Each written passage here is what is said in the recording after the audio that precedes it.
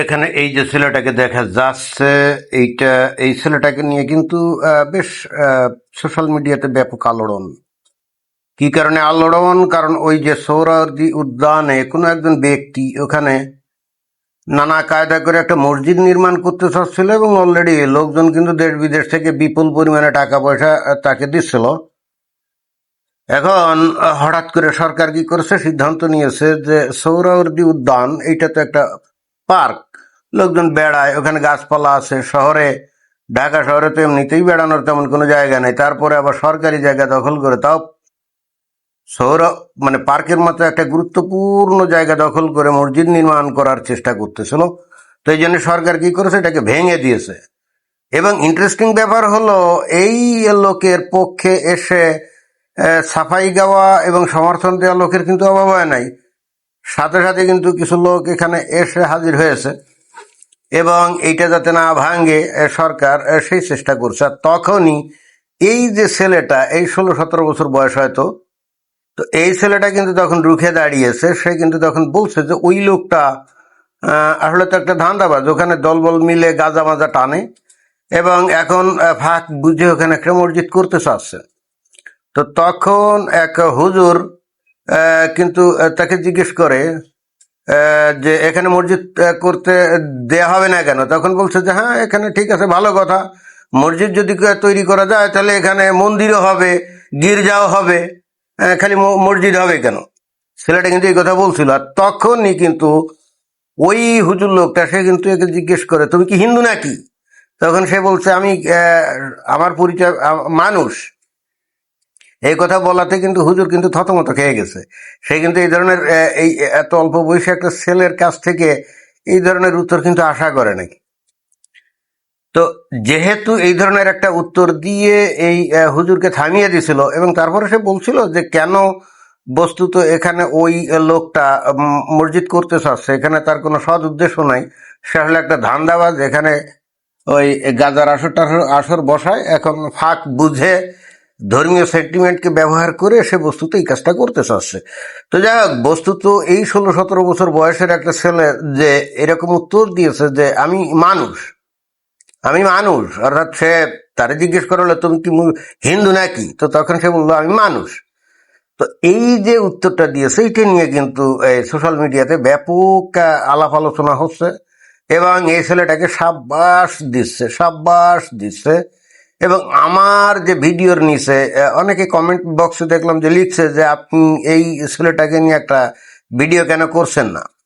কেন এই ছেলেটাকে নিয়ে ভিডিও আসলে আমি করি না, এটার মূল কারণ হলো আমি এটা খুব গুরুত্বপূর্ণ আমার কাছে মনে হয় না। কারণ আমি বাংলাদেশের মানুষ, বাংলাদেশের মানুষদেরকে রগে রগে আমি চিনি, এই ছেলেফেলেদেরকেও আমি চিনি যে এরা আসলে কি এবং কি ধরনের কি চিন্তা করে। অর্থাৎ এইটা সে হঠাৎ করে হয়তো আবেগের বশে বলে ফেলছে, বা এবং বলার যে কারণ আমি একটু পরে ব্যাখ্যা করব।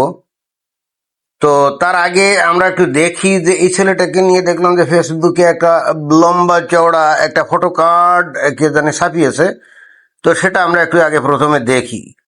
এখানে লিখছে যে আমরা সংখ্যায় 15 কোটিরও বেশি, আর তারা সংখ্যায় তুলনামূলকভাবে অনেক কম, তাই আমাদের এমন আচরণ করা উচিত যাতে তারা কখনো নিজেদের একা, অবহেলিত বা অনিরাপদ মনে না করে।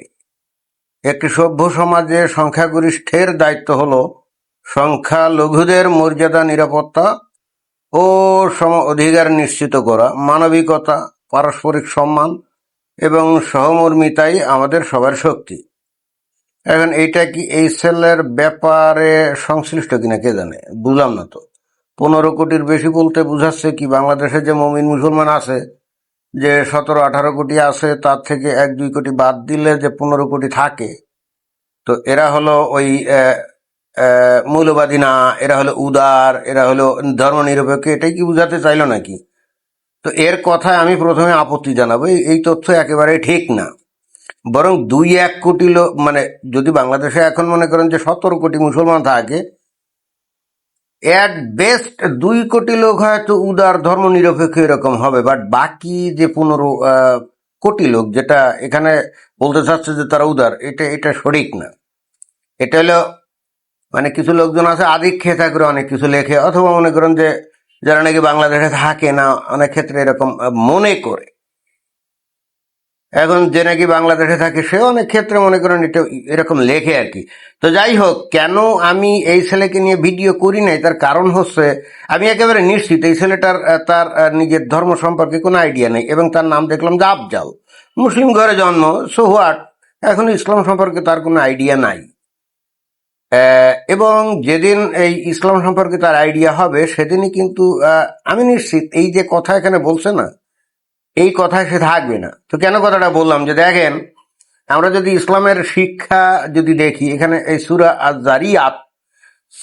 আজ-জারিয়াত এখানে এই যে 56 নম্বর আয়াতে যে বলছে যে আমি জিন ও মানবকে সৃষ্টি করেছি একমাত্র এ কারণে যে তারা আমারই ইবাদত করবে, অর্থাৎ আল্লাহর ইবাদত করবে, ইবাদত বন্দেগী করবে। তো কাদেরকে সৃষ্টি করেছে? মানুষ আর জিন। আচ্ছা, জিন তো অদৃশ্য, আমরা দেখি না। ওই মাঝে মাঝে অদৃশ্য জিন এসে ওই যে হিন্দুদের মন্দির টন্দির ভাঙ্গে, তারপরে তাদের দেব দেবতাকে ভাঙ্গে, তাই না? কারণ পরবর্তীতে ওই যেহেতু তারা মানে খবর আসে দুষ্কৃতকারী, তাদের বিরুদ্ধে কেস কারবার হলে পুলিশ তো তাদের খুঁজে পায় না, এবং কখনোই খুঁজে পায় না। কেন খুঁজে পায় না সেটা তো বুঝি, কারণ তারা তো অদৃশ্য, জিন তো অদৃশ্য, এ কাজ তো জিনের। তো অদৃশ্য জিনকে কি এই পুলিশ খুঁজে পাবে নাকি? না। বাট পক্ষান্তরে ওই হিন্দুদের নামে কেউ যদি বানিয়ে বানিয়ে ইসলাম ধর্ম অবমাননা করছে, নবীকে অবমাননা করছে, আদৌ তারা করে নাই, কোন এক মুমিন বান্দাই আসলে একটা ভুয়া ভুয়া ভুয়া ফেসবুক খুলে সেখানে এটা বলছে, এবং এরপর কিন্তু পুলিশ উইদিন সেকেন্ড কিন্তু ওই হিন্দু ছেলে এদেরকে ইয়ে করে ফেলে, আটক করে ফেলে। পরে জিজ্ঞেস করলে বলে কি জানেন, বলে যে ওই তৌহিদি জনতা মুমিন মুসলমান গিয়ে তাকে আক্রমণ করে যদি তাকে আহত নিহত করে, এই জন্য বস্তুত তার সেফটির জন্য এই কাজটা করে। যুক্তি হিসেবে খারাপ না, ভালো। বাট পরবর্তীতে আমরা কখনো দেখি না যে যারা এই কাজ করছে, অর্থাৎ যে মুমিন বান্দা ষড়যন্ত্র করে এই কাজটা করছে, তাকে আমরা কখনো গ্রেপ্তার করতেও দেখি না, আর তার কোনো বিচার আচার হয় তাও দেখি না। তো যাই হোক, আমরা কোরআন থেকে জানলাম যে এই দুনিয়াতে যে মানুষগুলো ঘুরে বেড়ায়, আমরা যারা মানুষগুলো ঘুরে বেড়াই, আপনি যদি মুসলমান হন তাহলে আপনার প্রথম ফার্স্ট আইডেন্টিটি হবে you are a Muslim. You are a Muslim, this is the first identity, এবং তারপরে আপনি মানুষ। এখন ছেলেটা কিন্তু বলছে আমি প্রথমে মানুষ তারপরে অন্য কিছু, সে কিন্তু কোরআনের উল্টো কথা বলছে। এই কারণে আমি কোরআনের আয়াতটা দেখালাম যে এই ছেলেটা এই বিষয়টা জানে না, বয়স তো 16-17, তাই না? এ বিষয় সম্পর্কে জানে না। এবং এখানে এই যে হুজুরের একটা কায়দা দেখছেন, যে সর্বপ্রথমে জিজ্ঞেস করে যে তুমি কি মানুষ, ওই তুমি কি হিন্দু ছেলে নাকি, বা তুমি কি মুসলমান। এই কথাটা কেন বলছে জানেন? যদি তার মুখ দিয়ে একবার স্বীকার করাতো যে সে মুসলমান, এর পরপরই বলতো যে এই মুসলমান যদি হয়ে থাকো তাহলে আল্লাহর ঘর যদি তৈরি কেউ করে সেটা তো ভাঙ্গা যায় না, তুমি ইসলাম বিরোধী কাজ করছো, তখন তাকে ইসলাম বিদ্বেষী ট্যাগ দিত। এটা কিন্তু হুজুর অলওয়েজ এই কাজটা করে। এবং আমি অনেক ক্ষেত্রে দেখছি যে এই হুজুরদের সাথে অনেক ক্ষেত্রে দেখলাম যে কিছু উদারপন্থী মুসলমান তর্ক বিতর্ক করে, এবং সেই ক্ষেত্রে কখনোই কিন্তু উদার মুসলমানটা সে জিততে পারে না। কেন পারে না জানেন? কারণ হচ্ছে ওই মোল্লা মৌলবী সর্বপ্রথমে তারা জিজ্ঞেস করে যে আপনি কি মুসলমান না? তো উদারপন্থী ও তো বলে যে হ্যাঁ আমি তো মুসলমান। আর যখনই মুসলমান বলবে নিজেকে, তখনই তার দায়িত্ব হয়ে দাঁড়াবে সে অন্ধভাবে কোরআন আর হাদিসে যা লেখা আছে অন্ধভাবে কোনো প্রশ্ন ছাড়া সেটাকে মানতে হবে। এরপরে ওই হুজুর কি বলে জানেন? অর্থাৎ উদারপন্থী লোকরা যখন কোরআন আর হাদিস থেকে কোনো রেফারেন্স দেয়, তখন ওই হুজুরটা বলে যে আপনি তো এই কথা বলতেছেন, কিন্তু কোরআনে বা হাদিসে তো এই কথা লেখা আছে অন্য জায়গায়, আপনাকে এগুলো অন্ধভাবে মানতে হবে। আপনি আসছেন আবার তর্ক করতে, আপনি তো ইসলাম মানেন না, আপনি তো কোরআন হাদিস মানেন না, আপনি তো মুরতাদ। হ্যাঁ, এইভাবেই। আর ওই লোকটা মুরতাদ ত্যাগ লাগার ভয়ে তখন কাচুমাচু হয়ে যায়, তখন বলে না না না আপনি কি বলছেন। যাজ্ঞে, আমি আসলে যে কারণে ভিডিও করতে চাচ্ছিলাম না তার কারণ হচ্ছে ওই ছেলেটা এখন ইসলাম জানে না, না জেনে সে আবেগ বসে বলে ফেলছে, এবং আরো কিছু কারণ ছিল। কারণ ওই ছেলেটা কয়েকদিন ধরে লক্ষ্য করছে যে ওই যে মসজিদ তৈরি করতেছিল সে বস্তুত ওখানে দলবল নিয়ে গাঁজা টাজা টানে, এবং ওর উদ্দেশ্য যে খারাপ এই ছেলেটা বুঝতে পারছিল। আর এই ছেলেটা এখনো মনে করেন যে কুটিল বুদ্ধি সম্পন্ন হয় নাই, অভিজ্ঞতা কম, এখনো ওই প্যাঁচ গোছ দিয়ে কথা বলা, এগুলো এখনো শেখে নাই। ফলে সে যেটা দেখছে ওর ভিত্তিতে সে কথা বলছে, কারণ সে চিন্তা করছে যারা গাঁজা মাজা টানে তারা আবার কিসের মসজিদ করে, এটা তাহলে ধান্দাবাজি। এই জিনিসটা সে কিন্তু স্পষ্ট বুঝতে পারছে। আর যেহেতু জীবনের অভিজ্ঞতা কম, এই জন্য সহজ সহজ সরল ভাবে এটার বিরুদ্ধাচরণ করে বলছে যে আমি আমি মানুষ। এবং সেই হেতু যুক্তি দিয়েছে এখানে যদি মসজিদ হয় তাহলে মন্দিরও হবে, গির্জাও হবে।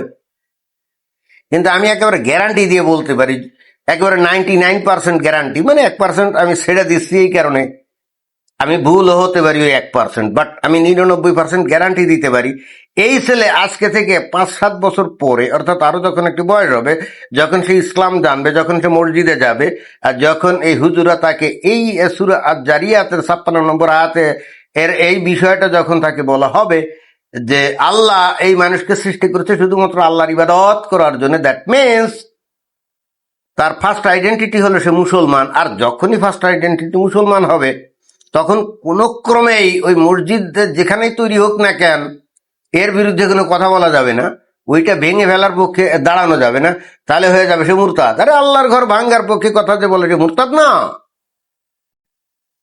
এবার বুঝতে পারছেন আমি কেন এই ভিডিওটা করিনি? আমি এই বাংলাদেশের মানুষদেরকে তো আমি রগে রগে চিনি।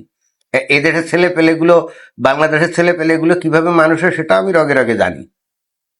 অতএব এই অল্প বয়সের এবং আমার কেন জানি মনে হয় যে ওই লোকটা ও যদি গাঁজা টাজা না টানতো তার দলবল নিয়ে, তাহলে এই ছেলেটা কতটা এভাবে রুখে দাঁড়াতো সন্দেহ আছে। অর্থাৎ ওই লোকটা যদি আসলেই পরহেজগার হতো এবং আল্লাহ বিল্লাহ করতো, সারাদিন মনে করেন যে আল্লাহর আল্লাহকে ডাকাডাকি করতো এবং ওই তসবি নিয়ে বসে ওই আল্লাহকে ডাকাডাকি করতো, তাহলে কতটা এই যুক্তি এই ছেলেটা দিত আমার যথেষ্ট সন্দেহ আছে।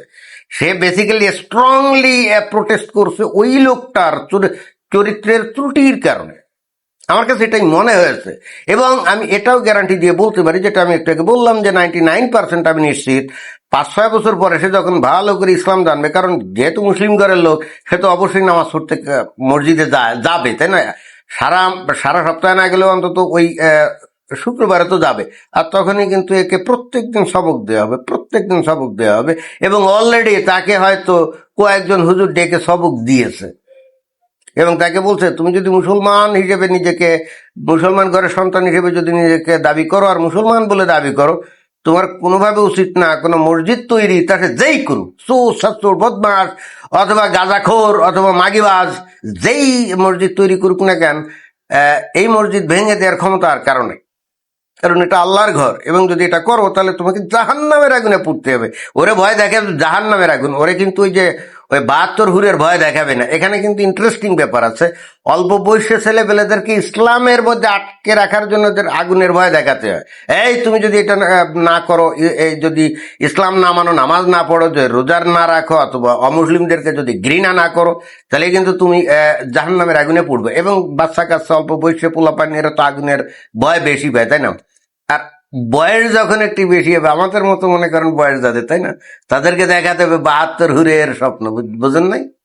তবে আমি যে প্রেডিকশন যেটা করলাম, তাই না, আমি যদি ভুল প্রমাণিত হই ভবিষ্যতে, অর্থাৎ এই ছেলেটা ওইখানে যে কথা বলছে ওভাবেই যদি বাকি জীবন কাটায় এবং তাকে দেখে যদি আরো 10 জন তার মতো হয়, তাহলে আমার চাইতে খুশি আর কেউ হবে না। অর্থাৎ আমার কৃত যে প্রেডিকশন এটা ভুল প্রমাণ হোক, আমি কিন্তু এটাই চাই।